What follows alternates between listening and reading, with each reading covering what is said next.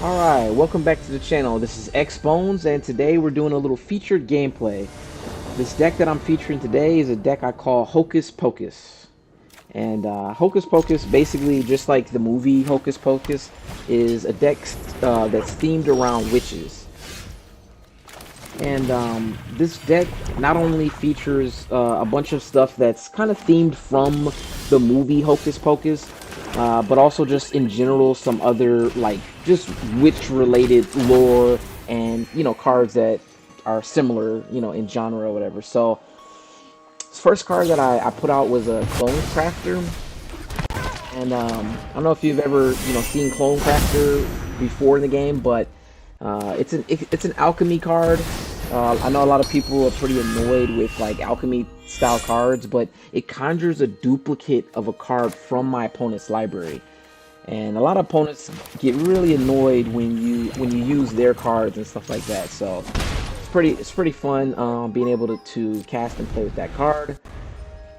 Another card I want to highlight too from the movie. If you remember, there was like the three main like witches in the movie Hocus Pocus, and then there's another character that I forget his name, but he was basically a zombie in the original movie, and for the majority of the movie he had his mouth sewed shut, and so Shambling Gas is sort of like that character represented from the movie.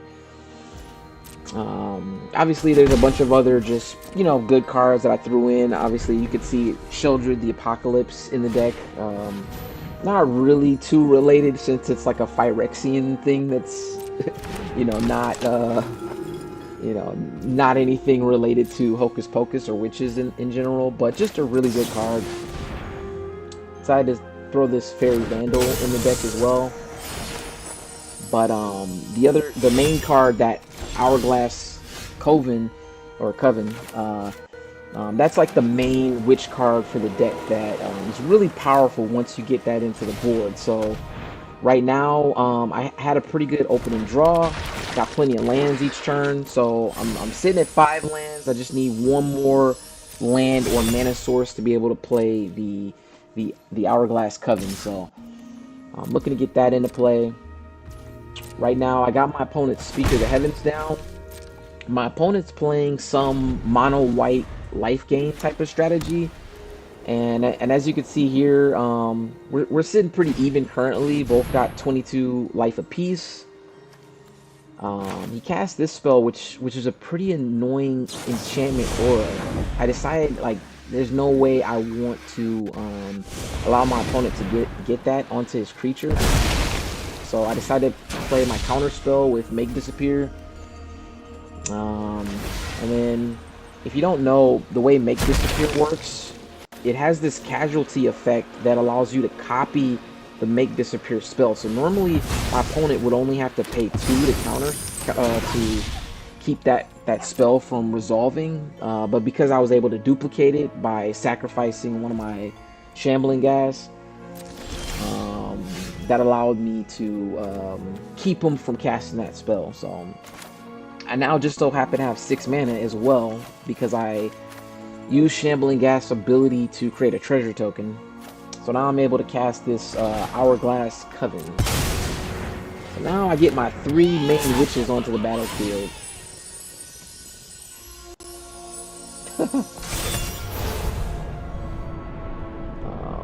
So what's really nice about the Hourglass Coven is it has these extra abilities with the additional witches that you get to put down on the battlefield, and I view them as similar to like enchantment abilities that just have really good effects that will continually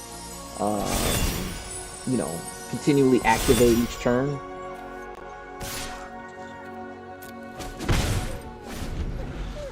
Now, what's pretty annoying by my opponent, so he's got that Authority of Consul, I think it's Authority of Consuls down, and he gets a second one now here, so every time a creature enters the battlefield on my control, it comes into play tapped and gains some life, and because he's got Heliod into play, Heliod is also putting 1/1 counters on his creatures every time he gains life. So as you can see, my opponent's life total is gradually climbing up, and and he's able to boost the power and toughness of his creatures. That Speaker of the Heavens, as well as Heliod. So pretty annoying to have to deal with here.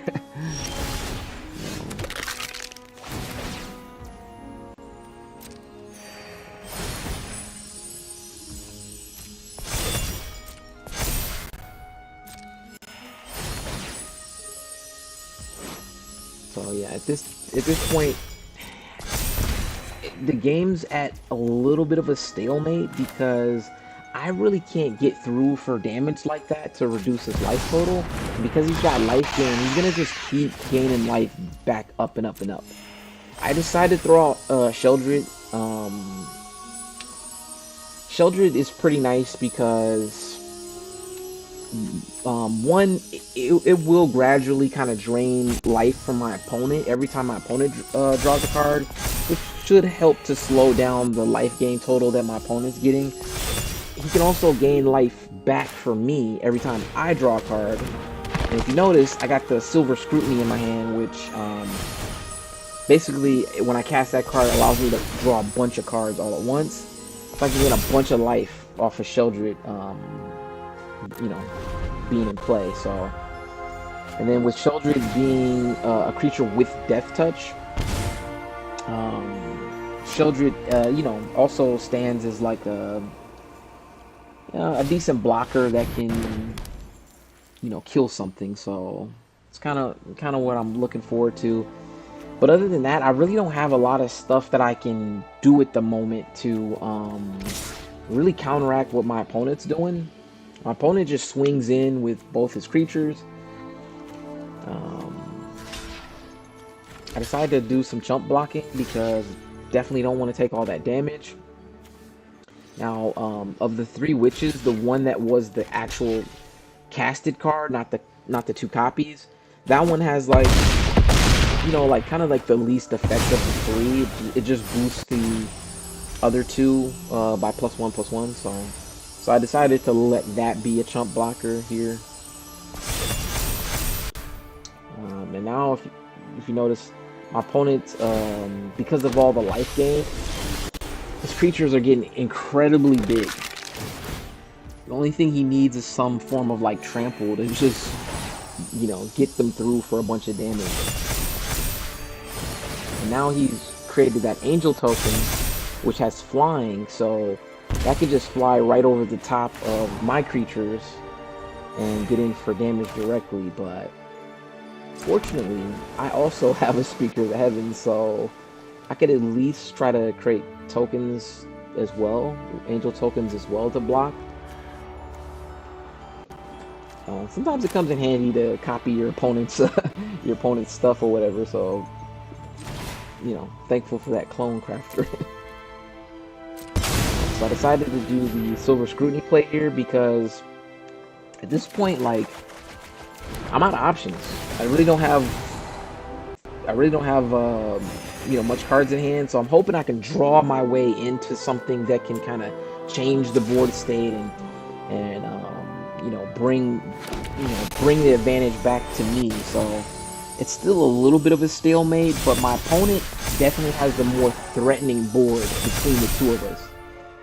He's able to gain a lot more life, and each one of those creatures has a ton of you know, power and toughness. So if they get through for damage, I mean, that'll pretty much wipe me out. So I'm kind of like, oh, and then he casts the Soul Ward. Soul Ward will will gain you life every time a creature comes into play on both your opponent's and your own board state. So he just swings in with everything.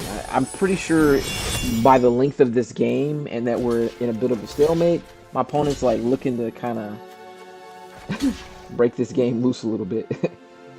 So, and he has nothing to fear or worry about. So creatures are super huge, and they got life. My opponent's life total just flies through the roof here. He's now over 90 life.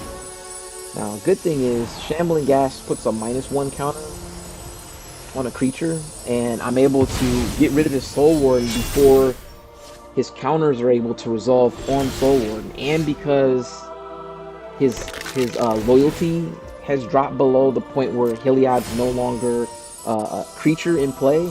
Heliod just remains as an enchantment. You know, as long as your loyalty is below a certain point. So right now, it's kind of looking kind of an interesting position because I mean he's wide open for attacks here.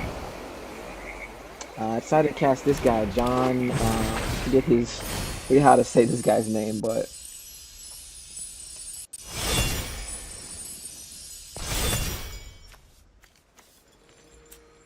and I decide to create another angel token, the Speaker of the Heavens.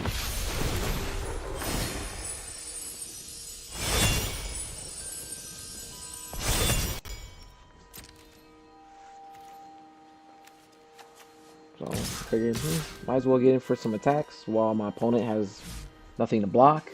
This won't exactly drop his life total to 0, but at least it'll do a little something, put a little dent in that huge life total.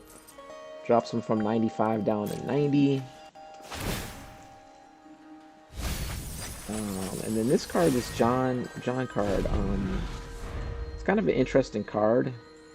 Kind of does a little combination of could do some mill or potentially draw you a card. Dude, that's like the fourth one of those. Fourth one of that stupid enchantment aura. So I decided to counterspell that one. I didn't want him to put another one of those on a creature because yeah, every time he gains life, you just gain a ton of counters all at once. So he's already gaining enough counters as it is off of, you know, Heliod being in play. So it's a little annoying. So I'm not really sure like where to go from here. Like, you know, he's got this big like 16/16 angel token in play. So I decided to do this here. Use my utility land, that gate card that just grabs me a non-land card. Little seek function basically. Doesn't really give me much here, but it is what it is. Alright. Figure I might as well do this as well. Why not? some extra life and counters on my opponent. Not really changing the board state at this point. I want to attack, obviously, but there's no point in it because, you know, my opponent's able to just kill and block, you know, block and kill whatever I attack with. I think my opponent's kind of like, I mean, he's kind of stuck himself with like not much to do at this point. He decides to attack with his angel. He puts lifelink on it, so he's gonna gain a ton of life. Even though, like, the damage doesn't get through because I'm able to block it.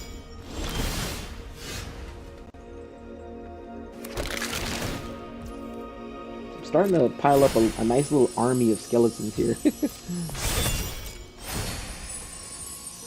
I like that he decided to attack because now it kind of gives me some opportunity to attack myself.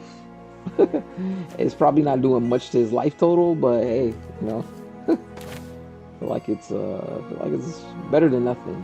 And really, I just wanna draw more cards so I can finally find an answer. Starting to question what the heck did I put in this in this witch deck. Hocus Pocus, you know.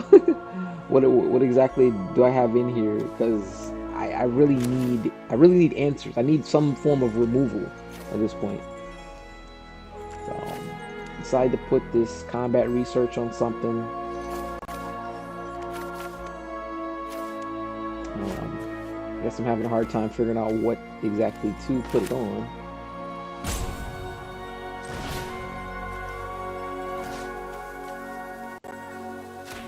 It going on a legendary creature gives it ward 1, I believe. So I put it on him. And then when this gets in for some damage, it will allow me to draw a card.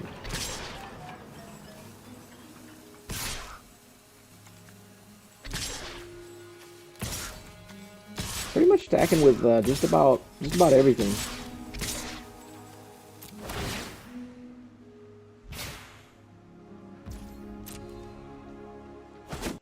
See how much damage this does.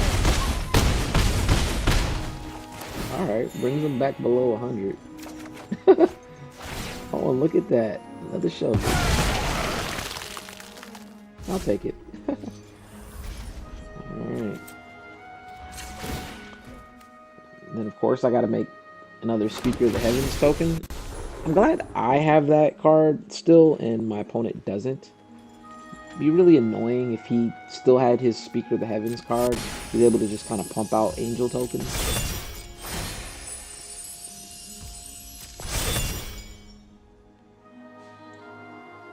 So obviously this game's kind of dragging on quite a bit because, again, we're both in a position where we're mutually stuck, not able to really do too much.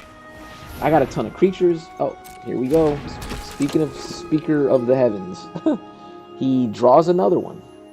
So that could change things a bit. Because now that he's got another Speaker of the Heavens, you know, he can essentially just...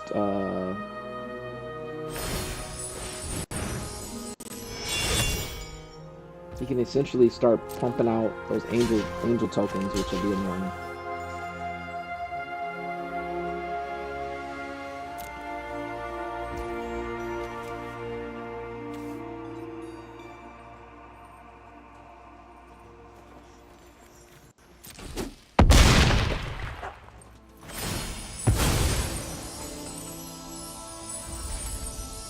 And now he's going to put his counters on Speaker of the Heavens.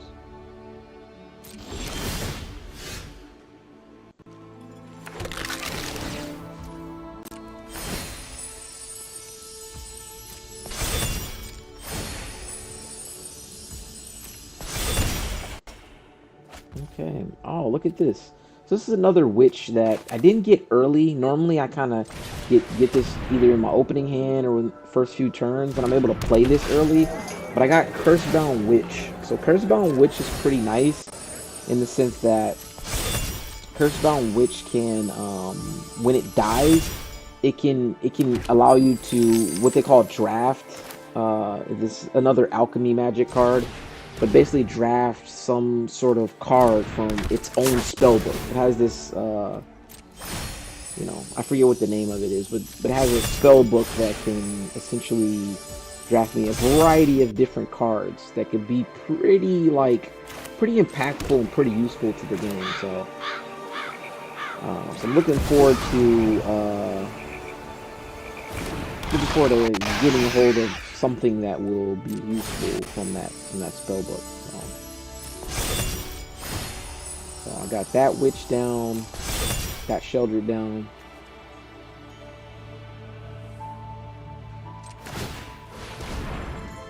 And I guess I decided to go for the sacrifice play right away, or at least I think about it. I guess maybe I'm gonna wait till my opponent's turn to do that.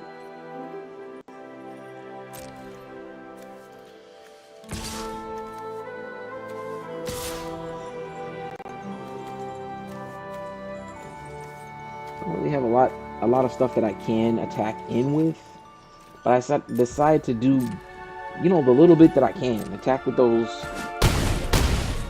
couple of dudes, and of course make another Speaker of the Heaven, or make another angel token with Speaker of the Heaven.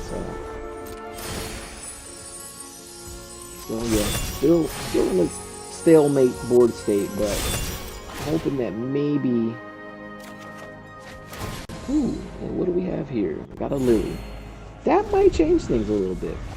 That just might change things a little bit. We shall see. So my opponent draws land. Unfortunate for him. Means he really can't do anything. so now I'm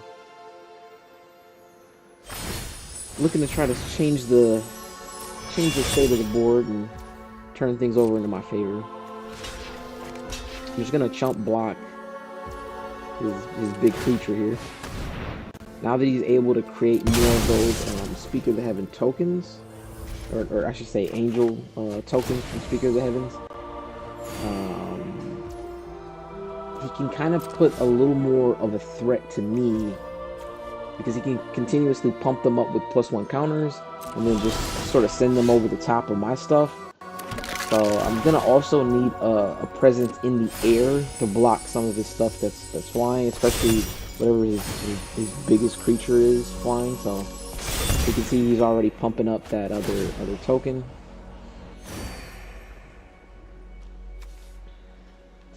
So don't have a lot of plays here, but I'm thinking of getting Lily out here on the board. This is like kind of my one opportunity where it may sort of change things.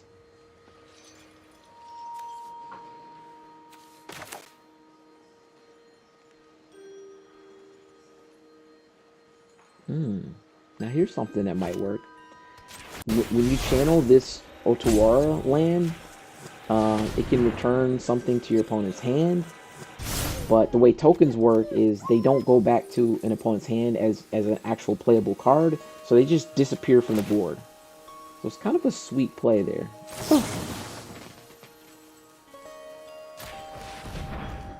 I'm actually not sure why I did this, but oh, that's right. Okay. 400 IQ play here.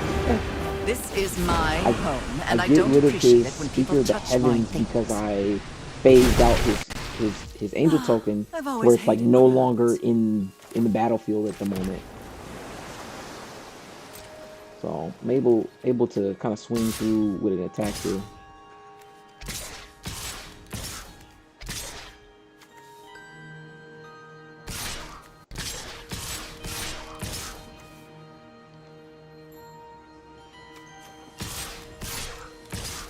Attacking with as much as I can. At this point, I just want to get a little revenge in.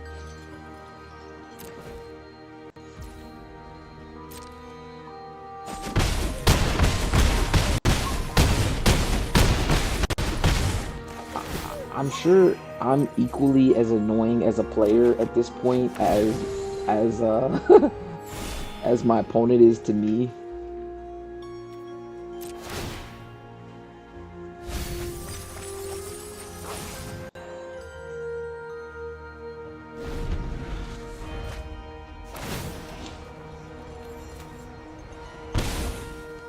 So again, we're at a bit of a stalemate. My opponent draws nothing. There's not a lot that he can do. I'm sure he's kind of at a spot where, like, you know, he's probably a bit annoyed dealing with me. And I decide to sacrifice this witch.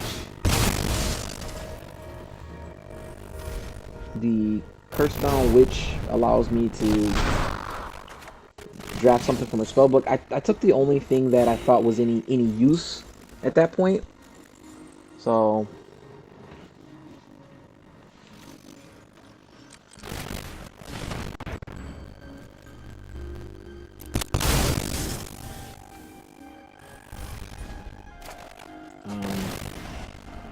really I'm just looking to draw a little more cards here.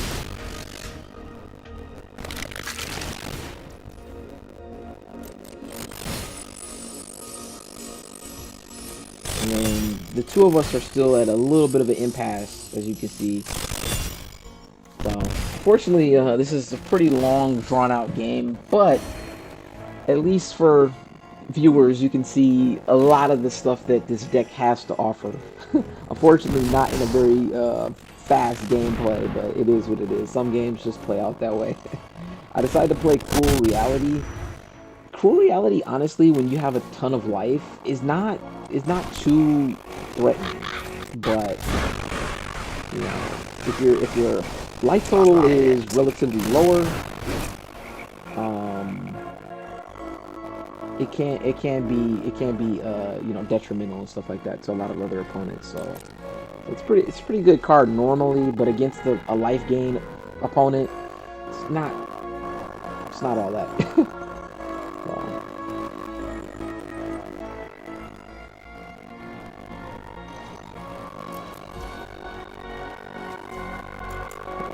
we're at a bit of an impasse. He decides not to he decided not to attack with his angel, so his angel's just sitting there as a blocker. Don't wanna attack in anything or unnecessarily, you know, cause any of my stuff to die. Plus he can always give his thing a life link and gain himself a bunch of life just from blocking. So. Oh, what do you know? I got a whole nother Lily. So that was weird. He sacrificed that. I think you have the option to just lose 5 life. Oh, if they can't sacrifice something. Oh, okay. Well, now I don't have to worry. He basically has he basically has nothing, you know, nothing on the board state. And unfortunately, he wasn't able to draw anything useful. At this point, I'm kind of like a little bored because the game has gone on really long. And again, you know, I know for viewers sometimes long drawn out gameplays are a bit of probably a little bit as boring to watch as it is for the players stuck in them playing. So now my opponent here is salty roping me because he's I mean, and it's not my fault. He's the one playing this type of strategy that's not super threatening. You know, well, no, I take that back. Like he did have some powerful cards. It's just I was able to negate his stuff. You know, again, fortunately that clone crafter came in clutch by taking his Speaker of the Heavens card and allowed me to create those angel tokens each turn. Right now I'm just doing a little bit of taunting for fun because my opponent is just letting the game drag out with the salty rope to me. So might as well have a little fun while we're waiting. This game's already been long enough. The fact that I still have to just sit here and wait for his timers to run out is just super annoying. And at this point, honestly, I could probably kind of fast forward this part of the gameplay. I don't know. I don't know for viewers watching, you know, people mind too much either way. I think we got another, you know, minute or so to go, so maybe less.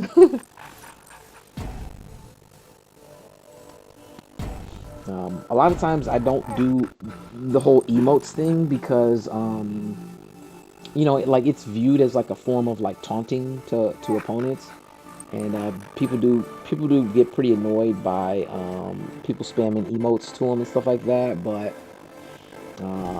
when people do stuff like this where there's salty roping, it's just like my one time where I could just kind of play around with my emotes and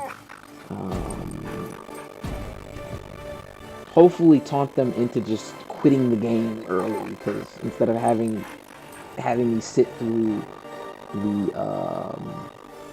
these little timers and stuff. So, but anyway, hopefully you guys got to see a lot from this first gameplay. I got one more gameplay after this, and then you know, you guys can see a little bit more of what this Hocus Pocus witch themed deck has to offer. But let's go ahead and hop into the next gameplay. That was a nice little win. Alright, so we're on to game 2. This one, promise, is quite a bit shorter.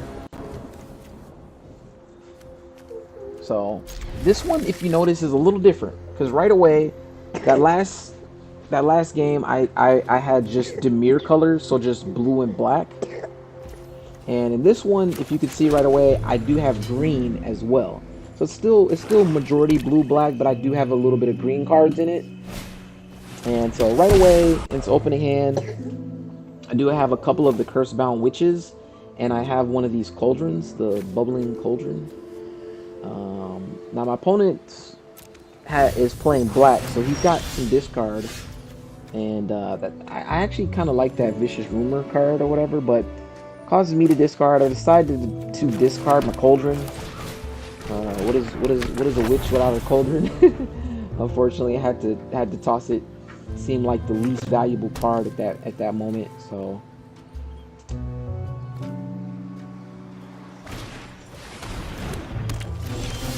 definitely up against a discard strategy.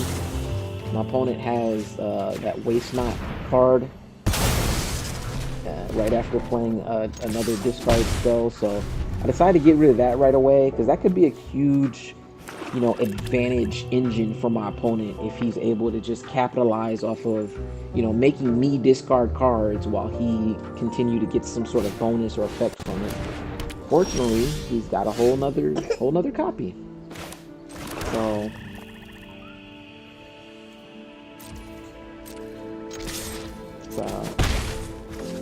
kind of like a little bit nervous here, but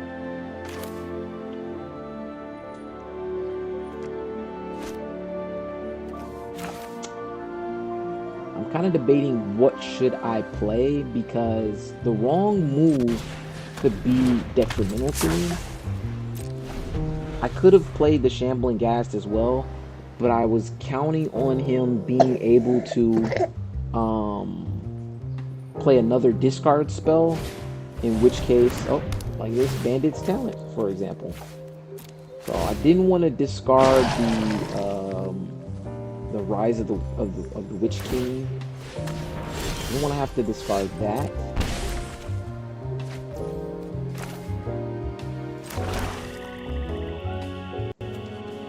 So I let Shambling Ghast be a sacrificial lamb. Decided to do this.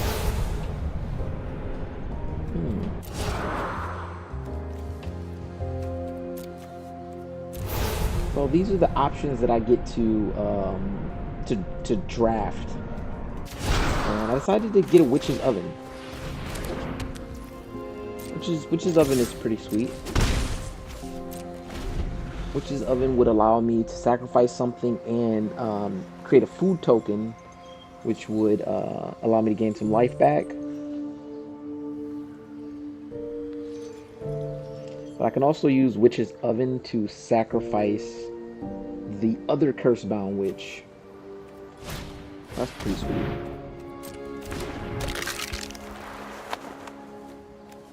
My opponent casts Tiny Bones. Tiny Bones is kind of sweet because whenever you discard something, that Tiny Bones card could allow you to play stuff of your opponent's that gets discarded. Unfortunately for him, I have no cards in hand. So I was able to sacrifice that other witch, draft another card. I just so happened was able to draft a Cauldron Familiar. Now, if you know, this is the Cat Oven combo, where Witch's Oven and Cauldron Familiar can kind of do an infinite loop with each other, turn after turn. So it's pretty sweet that they just built that combination. I guess you could say in one card that's able to able to get you both of those cards to combo together. So now, yeah, I'm able to threaten my opponent's life total. He puts down this Phyrexian Obliterator. Usually this is like kind of like a game changer, so to speak, if not game ender potentially, because you don't want to attack into the Phyrexian Obliterator because it will cause you to have to sacrifice a bunch of permanents. But I got the little Cauldron Familiar. I'm not used to using it a ton, so forgive me if I do make some mistakes in playing it, but basically I'm able to kind of train my opponent's life total a little bit as I sacrifice the Cauldron Familiar, and then kind of do the loop all over again, where the Cauldron Familiar getting sacrificed creates a food token, and then bringing the Cauldron Familiar back from the graveyard. I can sacrifice a food token and bring that back.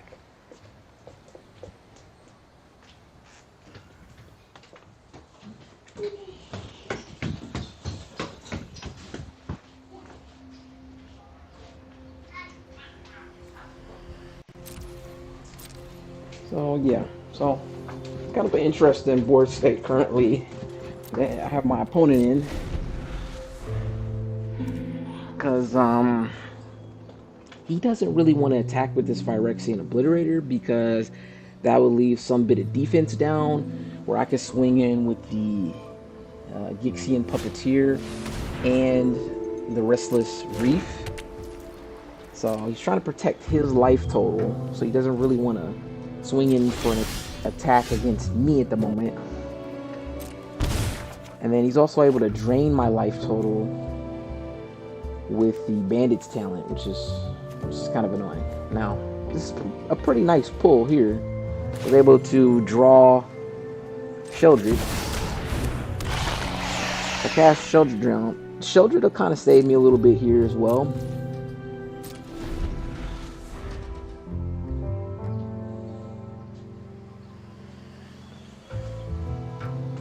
So my opponent probably has some form of removal in hand, I would imagine.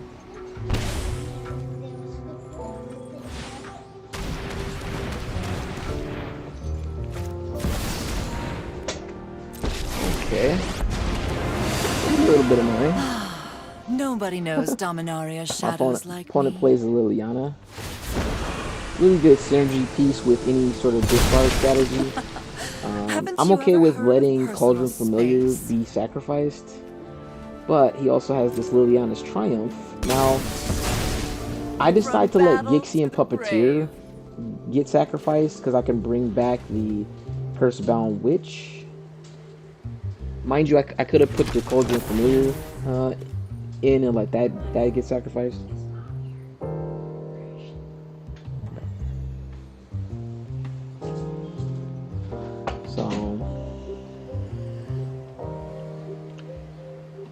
So me and my opponent both have each other a little bit stalemated a little bit. Similar to the last game, only difference is instead of me and my opponent both gaining a bajillion life, me and this opponent are just back and forth, you know, slowly draining our life totals away from each other. So I decided to play this draft that Curse of Leeches card, which is kind of sweet.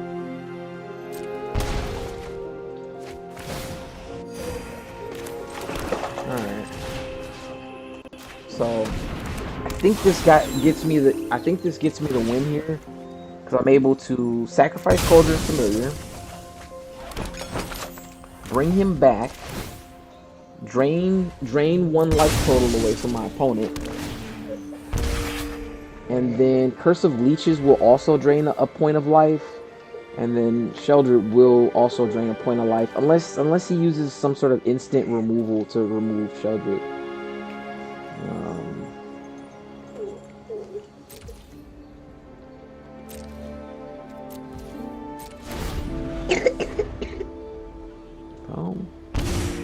There's the 1 point of life there. Opponent's able to draw a couple cards, but that doesn't help him. So easy win. Well, I shouldn't say easy win, but